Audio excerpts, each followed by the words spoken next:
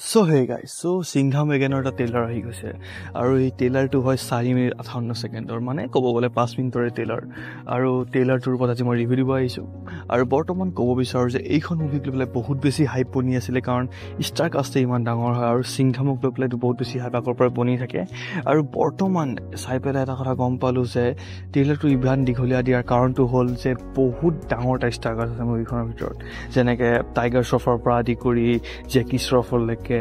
ৰণবীৰ সিঙৰ পৰা আদি কৰি দীপিকা পাডুকনলৈকে ইফালে অক্ষয় কুমাৰ তাৰপিছত অৰ্জুন কাপুৰ তাৰপিছত আছে আমাৰ মেইন মানে আমাৰ হিৰো হ'ল অজয় দেৱগন অক্ষয় কুমাৰ বহুত আছে গতিকে ইমান ডাঙৰ ষ্টাৰ লৈ যিহেতু বনাইছে সেইটো কাৰণে 4 মিনিট 58 ছেকেণ্ডৰ এটা ট্ৰেইলাৰ দিবলগীয়া হৈ গৈছে কাৰণ চবকে ইণ্ট্ৰডিউচ কৰিছে এটাকে আৰু ট্ৰেইলাৰটো চাই পেলাই এটা কথা গম পালোঁ যে মুভিখনো বহুত বেছি ডাঙৰ আৰু বহুত বেছি ভাল হ'ব মুভিখন চাই পেলাই কাৰণ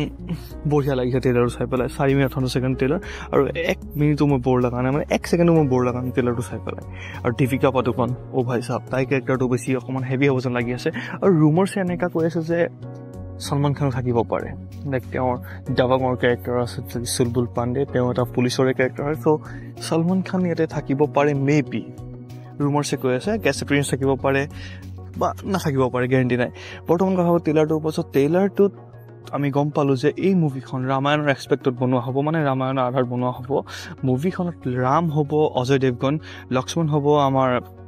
টাইগাৰ শ্ৰফ আৰু অৰ্জুন কাপুৰ হ'ব ৰাৱণ আৰু তাৰপিছত সীতা মাতা হ'ব আমাৰ কৰীনা কাপুৰ মানে সীতাক ৰাৱণে কিডনেপ কৰি লৈ যায় লংকালৈকে তাৰপিছত ৰামে যাব বচাবলৈ আৰু জটায়ু হ'ব আমাৰ অক্ষয় কুমাৰ চ' ইমানখিনি গম পাবলৈতো ভাল লাগি আছে যে মুভিখনক মানে এটা ৰামৰ এক্সপেক্টত বনোৱা হৈছে গতিকে মুভিখন আমি চাই পেলাই অলপমান ৰিলেটেবল কৰিব পাৰিম আৰু গম পাই থাকিম যে কি হ'ব পাৰে বা কি হ'ব নোৱাৰে গতিকে ভাল লাগিব চাওঁ মুভিখন এতিয়া ৰিলিজ হ'ব 1 নৱেম্বৰ মানে দেৱালীৰ সময়ত গতিকে সম্পূৰ্ণ সিহঁতে কথাখিনি ভাবি চিন্তি কিনে মুভিখনৰ ডেট লৈছে কোনটো ডেটত ৰিলিজ কৰিব আৰু মুভিখন মানে বহুত বেছি দীঘলীয়া হ'ব যেন লাগিছে 3 ঘণ্টামানতো মুভিখন হৈ যাব কাৰণ ষ্টাৰ কাষ্টে ইমান বেছি আছে গতিকে এটা গাড়ী ইণ্ট্ৰডিউচ কৰি থাকিব আৰু তাৰপিছত সময় লাগিব মুভিখন আৰু অৰ্জুন কাপুৰৰ বাকীবোৰ মুভি চোৱাতকৈ এইখন মুভি তেওঁ একশ্যনটো চাই পেলাই ভাল লাগিছে তেওঁৰ যিটো কেৰেক্টাৰ দেখাই আছে তেওঁৰ যিটো কেৰেক্টাৰৰ ব্ৰুটেলিটি দেখাই আছে সেই ব্ৰুটেলিটিটো চাই পেলাই ভাল লাগিছে এতিয়া কি ঠিক তেওঁ এই মুভিখনৰ ভিতৰত বহুত বেছি ডাঙৰ এটা ভিলেনৰ মানে আইকনিক ভিলেন হৈ যাব পাৰে গেৰেণ্টি নাই কাৰণ ট্ৰেইলাৰটো চাই পেলাই ভাল লাগি আছে এতিয়া ভগৱান জানে কি হয় কি নহয় বৰ্তমানলৈকেতো ভালেই লাগি আছে কিন্তু আশা কৰোঁ যাতে অৰ্জুন কাপুৰে ইয়াতে একো বেয়া কাম নকৰক মানে লাইক এক্টিংটো বেয়া নকৰক বাকী এক্টৰছবোৰতো চবেই ভালে আছে কাৰো লৈ পেলাই একো কমপ্লেইন নাই এক্টিঙৰ ক্ষেত্ৰত অকল অৰ্জুন কাপুৰক লৈ পেলাই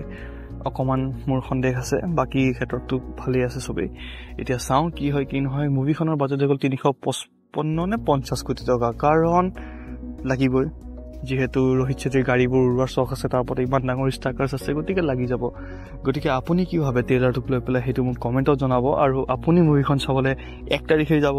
নে 2 পিছত যাব নে ৰিভিউ চোৱাৰ পিছত যাব কমেণ্টত ক'ব